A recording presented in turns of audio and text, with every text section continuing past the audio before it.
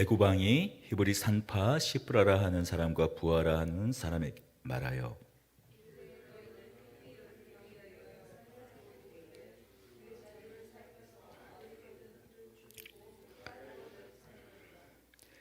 그러나 산파들이 하나님을 두려워하여 애굽 왕의 명령을 어기고 남자 아기들을 살린지라.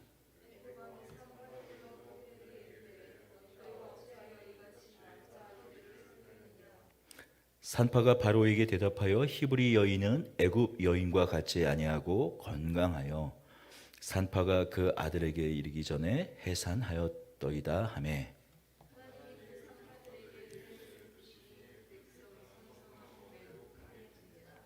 그 산파들은 하나님을 경외하였으므로 하나님이 그들의 집안을 흥왕하게 하신지라.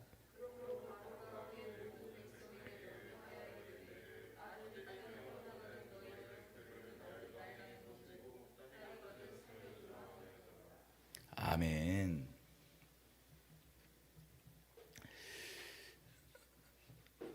오늘 본문에서처럼 이스라엘 백성들이 생육하고 번성하는 그 일을 애굽 왕 바로는 계속해서 집요하게 실행합니다. 우리 지난주에 살펴보았듯이 앞서서 있었던 방법은 무엇이었어요? 이스라엘 백성들을 고된 노역에 동원해서 이스라엘 백성들을 지치게 해서 그들이 생육하고 번성하는 일을 막았습니다. 이스라엘 백성들을 피곤하게 해서 그들이 번성하는 것을 막았습니다. 그 방법은 효과가 없었어요. 오히려 그들은 일을 하니까 피곤해 지치는 것이 아니라 몸이 더 튼튼해져서 오히려 더 불어났습니다. 그 방법이 효과가 없자 이번에 사용하는 방법은 더 교묘하고 잔혹하고 잔인한 방법이었어요. 산파를 불러서 아들이면 죽이고 딸이면 살려두라는 명령을 합니다. 얼마나 잔인한 명령이에요? 얼마나 잔인한 명령입니까? 산파가 하는 일이 뭐죠? 생명이 태어나는 것을 돕는 일이에요. 어떻게 보면 하나님의 창조 사역을 돕는 겁니다. 산파가 창조를 하지 못해도 하나님께서 만드신 하나님의 형상을 낳는 일, 생명이 창조되는 일, 창조된 그 생명이 드디어 세상을 보는 일을 돕는 일을 산파가 하는데 그 산파에게 생명을 돕는 자들, 그 산파에게 생명을 죽이는 일을 맡기는 거예요. 얼마나 이게 끔찍하고 잔인한 일이에요. 여러분, 이것이 세상의 속성이에요. 하나님의 창조의 역사가 진행되는 그 고비고비마다 더불어 하나님의 구원의 역사가 진행되는 그 국면마다 사단은, 세상은 이것을 교묘하고 때로는 잔인한 방법으로 무력화시킵니다. 때로는 그것이 성공을 거두기도 해요. 그것이 창세기에서 잘 드러나잖아요. 아담과 하와가 그렇죠. 이미 하나님과 방불한 존재였어요. 하나님의 형상과 모양대로 창조된 하나님의 모든 복을 받은 존재였습니다. 하나님을 대신해서 이 세상, 이 피조 세계를 다스리게 하셨어요. 이름을 짓는다라는 것은 바로 그 자체가 통치 행위예요. 쉽게 이야기하면 세종 신도시 그 이름을 누가 짓습니까? 통치자가 짓잖아요. 여러분의 이름을 누가 지었습니까? 부모님이 지었잖아요. 통치 행위, 주권을 드러내는, 누가 주인인지 드러내는 행위가 바로 이름을 짓는 행위입니다. 그러니 아담과 하와는 그저 하나님이 힘들고 게을러서 이 세상을 하나님이 직접 다 아름답게 꾸미고 다스릴 수 있는데 하나님이 귀찮으셔서 대신 일을 시키기 위해서 부려먹기 위해서 지으신 존재가 아니라 하나님의 형상과 하나님의 모양대로 하나님의 품성대로 하나님의 아름답고 선하신 그 성품대로 대신하여 다스리게 한 것이에요. 물론 주권은 하나님께 있지만 하나님을 대신한 존재였습니다. 사단은 유혹해요. 모자랄 게 없는데, 내가 이미 하나님과 방불한 존재인데, 하나님은 아니지만 하나님을 대신하는 자, 하나님을 방불한 자인데, 하나님의 형상과 모양대로 지어졌는데 사단은 유혹해요. 하나님이 되라라고 말합니다. 선과 악을 알게 하는 나무의 열매를 먹어서 하나님이 되라라고 말해요. 그것이 사단이 사람에게 주는 유혹입니다. 이제 아담의 타락으로 마치 그 모든 것이 실패한 것 같았지만 하나님의 창조의 역사는 어떻게 진행이 됩니까? 하나님의 구원의 역사로 다시 진행이 됩니다. 구체적으로 하나님의 구원의 역사가 다시 한번 이제 한 집안이 아니라 아브라함과 이삭과 그의 택한 야곱의 12아들들로 드러나는 한 집안의 이야기가 아니라 한 민족, 한 나라의 이야기로 진행되려고 하는데, 그 구원의 이야기가 다시 한번 본격적으로 진행되려고 하는 이때에 사단은 무엇을 요구합니까? 죽이라고 명령해요. 이 세상 권세를 차지한 사단은 죽이라고 명령하는 거예요. 바로는 한 개인의 이름이 아니에요. 이 출애굽기에는 우리가 출애굽기에 등장하는 이 바로는 마치 한 특정한 한 개인 왕의 이름이 아닙니다. 파라오는 우리 지난주에도 잠깐 짧게 말씀드렸다시피 파라오, 이집트 태양신을 일컫는 라, 태양신인 라의 아들을, 이집트를 다스리는 왕의 호칭을 말합니다. 이집트의 왕은 곧 파라오, 태양신 라의 아들이었어요. 아들은 어떤 존재입니까? 아버지와 같은 존재예요. 아버지의 그 모든 권세를 가지고 있는 존재예요. 아버지의 모든 것을 누리는 존재가 바로 아들입니다. 그러니 파라오의 아들은 누구예요? 라의 아들은 누구예요? 라의 아들이 파라오라면 그 왕은 그냥 왕이 아닌 거죠. 태양신의 현현이고 태양신의 아들이고 곧 그 자체가 태양신인 것입니다. 달리 말하면 성경의 맥락으로는 이 세상신, 공중 권세 잡은 자, 그 현현이 누굽니까? 바로 이 파라오인 거예요. 비록 첫사람 아담으로는 실패하였으나 아브라함에게 약속으로 주어진 나라, 아브라함에게 너로 내가 큰 민족과 나라로 삼겠다, 너에게 복을 주어서 내가 너를 통하여 큰 나라와 민족을 삼겠다라고 그 약속으로 주어진 나라, 하나님의 통치와 다스림을 누리는 그 나라, 하나님의 구원으로 완성되어질 그 나라를 지금 누가 맡고 서 있는 겁니까? 바로가 맡고 서 있습니다. 이 세상신 사단을 대신하고 있는 바로예요. 바로가 아들이면 죽이고 딸이면 살리라고 두 산파에게 명령합니다. 그러나 산파는 말합니다. 이스라엘 여인들은 건강해서 우리가 오기 전에 이미 나아버려서 우리가 어떻게 해볼 도리가 없다고 하며 아이들을 살려내요. 우리가 주목해 보아야 할 대목입니다. 하나님의 창조의 역사는 구원의 역사로 확장되어 가고 있습니다. 그 국면마다 수많은 도전들이 있었지만 한 집안을 구원하는 이야기로 끝마쳤던 창세기가 이제 한 민족을 구원하는 이야기로 새롭게 진행되고 있어요. 아브라함에게 한 약속대로 너희가 4대 만에, 비록 너희가 교육 가운데서 너희가 핍박을 받을 것이지만 내가 너희를 구원하여 큰 나라와 민족을 삼겠다라고 말씀하신 그 이야기가 이제 비로소 성취되며 진행되고 있는데, 지금 바로가 맡고 있는 거예요. 그렇습니다. 이 세상 창조의 역사가 진행될 때, 이 세상 구원의 역사가 진행될 때 이 세상은 막는다라는 거예요. 하나님 나라의 완성을 그 온 힘을 다하여 막습니다. 그 방해에 누가 맞섭니까? 누구를 사용하십니까? 이 두 산파를 사용하세요. 성경에 나타나는 여러 이야기, 성경은 창조의 이야기, 구원의 이야기가 사전처럼 등장하지 않아요. 믿음, 구원, 그런 단어들이 사전처럼 이렇게 툭툭 등장하는 것이 아니라 이야기로 등장을 합니다.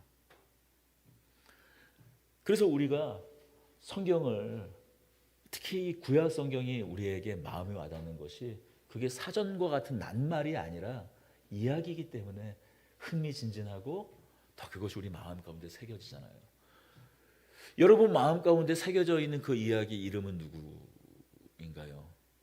모세, 또 출애굽기에 이어지는 이야기죠. 여호수아, 그런 인물들이 우리 마음 가운데, 우리 생각 가운데 퍼뜩 떠오르잖아요.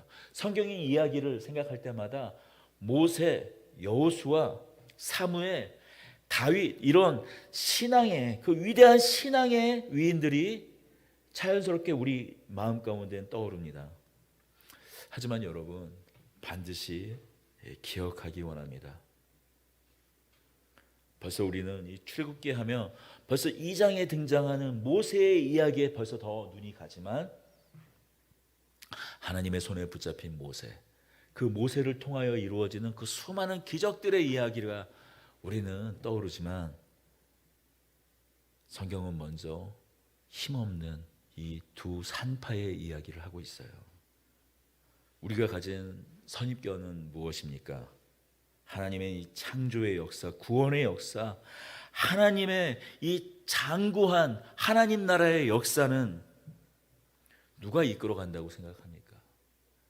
위대한 믿음의 사람들, 크고 강한 용사들이 주도한다라고 생각을 합니다. 하나님 나라의 그 역사가 크고 장대하고 무고한 것만큼 대단한 사람들이 동원될 것이라고 생각을 해요. 그러나 여러분, 기생 라합은 어떻습니까? 그녀가 여리고 성에 있었던 기생 라합이 두 정탐꾼을 숨겨주지 않았다면, 기생 라합이 가나안 땅을 이 정탐했던 두 정탐꾼을 만약에 숨겨주지 않았다면, 그 두 정탐꾼이 이스라엘 백성들에게 돌아가 이미 여리고 백성들의 간담이 하나님으로 말미암아 이미 다 녹아 물처럼 됐습니다라고 보고하지 않았다면, 여러분 하나님의 이 무리한 명령,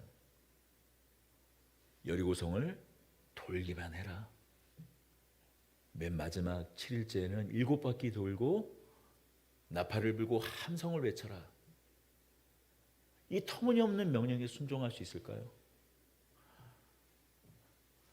전쟁 전략을 좀 아는 사람이면 이게 얼마나 어처구니 없는 일인지 알아요. 무기도 변변하게 없는데 처음부터 바로 공격해가지고 그들의 길을 팍 꺾어버려야 되는데, 아니 성 주위를 그냥 돌라고요? 화살을 쏠 수도 있는데, 펄펄 끓는 기름을 부을 수도 있는데 그저 돌기만 하라고요? 그 명령을 어떻게 순종할 수 있었을까요? 저는 믿기로 이 기생 라합이 두 정탐꾼에게 말했던, 이미 여리고 백성들의 마음이 다 무너져 내렸습니다. 공황 상태입니다. 이들은 아무것도 아닙니다 라고 말한 것에 힘으로도 하나님의 말씀을 저는 순종했다고 믿습니다.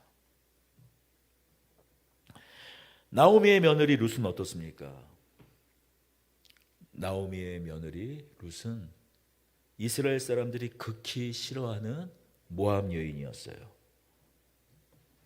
시어머니를 따라 이스라엘로 가봐야, 베들레헴으로 가봐야 거기에 재산도 없었어요. 남편도 없었어요. 아무 가능성이 없었습니다. 말 그대로 비전이 없는 곳이에요. 그냥 어머니는 어머니 가족들이 그래도 먼 친척이라도 있으니까 어머니는 가서 어떻게라든지 뭐 빌어먹든 어떻게 하든 살 수 있었지만 이 모압 여인이었던 이 며느리 룻은 이스라엘 땅에 베들레헴 땅에 가서 아무런 소망과 비전을 가질 수가 없었던 것이 바로 룻이었어요.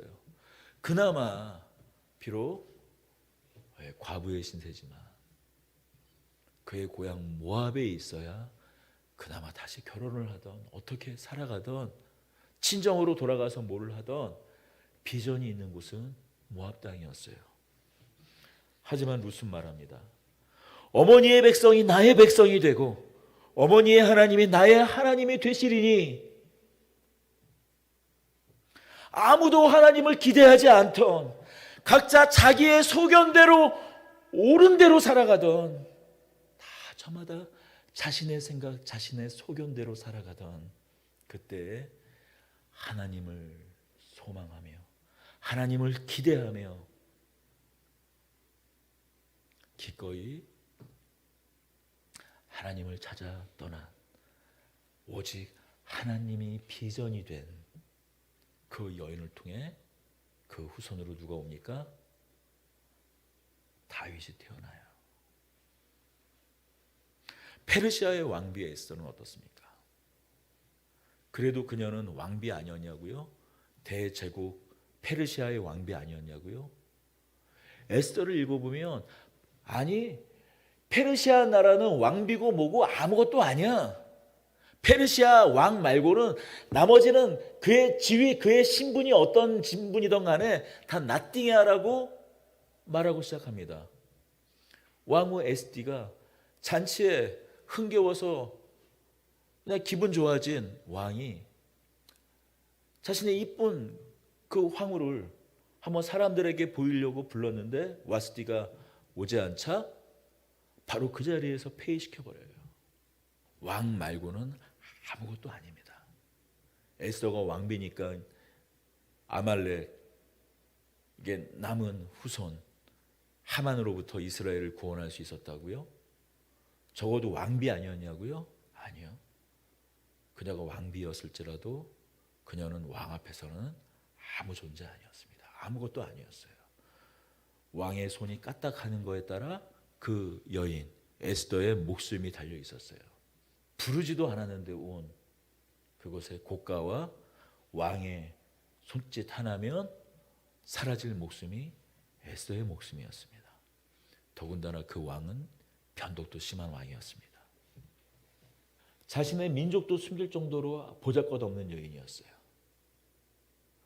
맨 마지막에 이스라엘 백성들 자기 동족의 구원을 요청하기 전까지 이 왕후 에스더가 유대인인 것조차도 몰랐습니다. 아무 비빌 언덕이 없었어요. 다른 귀족들처럼 아무런 뒷배도 세력도 없었던 에스더였어요. 모든 지방에 퍼져 있었던 뿔뿔이 흩어져 있던 이스라엘 백성들이 단 하루에 멸절될 그 위기에 처했던 그 순간에 죽으면 죽으리라 하고 나아갔던 한 여인, 그는 에스더였습니다. 하나님 나라의 역사, 그 이야기가 사그라질 것 같은 그 깊은 어둠 가운데에서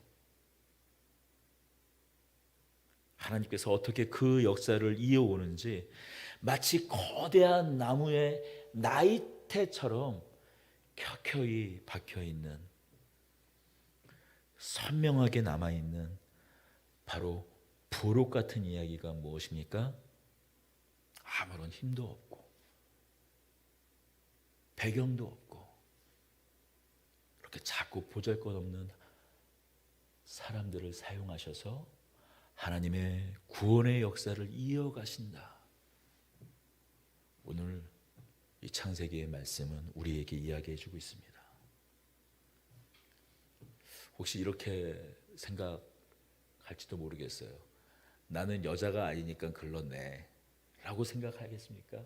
이 이야기를 혹시 나는 여자가 아니니까 사용되기는, 하나님의 손에 붙들려 사용되기는 좀 그러네, 그 이야기가 아니죠. 내가 뭐라고요?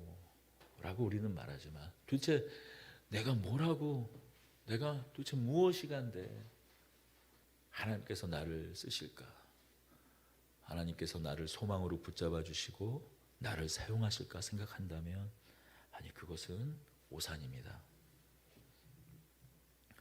그런 연약한 자를 붙드셔서, 그런 자꾸 보잘것없는 나를 붙드셔서 하나님께서 사용하신다라는 이 사실을 오늘 이 아침 잊지 마시기 바랍니다. 하나님의 새 창조의 역사는 지금도 계속되고 있습니다. 하나님 나라의 구원의 역사는 지금도 계속되고 있습니다.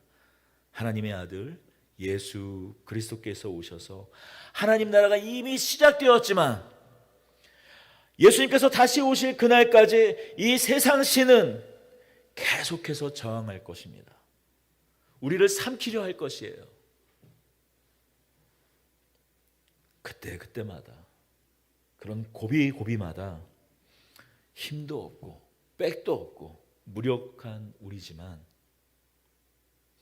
우리를 위협하는 이 세상의 권세 앞에서 진정으로 두려워할 자를 두려워하는, 바로 나를 통해 하나님 나라의 이야기를 계속 이어가실 것임을 오늘 본문은 우리에게 이야기해 주고 있습니다.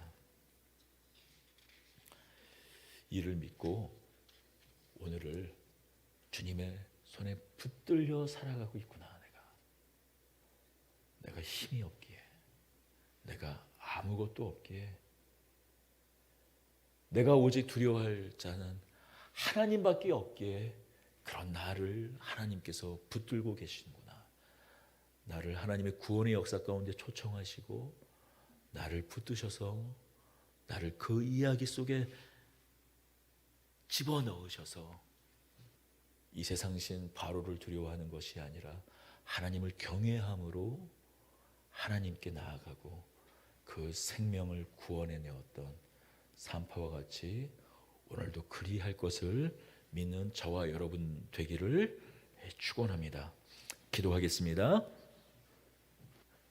몸은 죽여도 영혼은 능히 죽이지 못하는 자들을 두려워하지 말고 오직 몸과 영혼을 능히 지옥에 멸하시는 자를 두려워하라.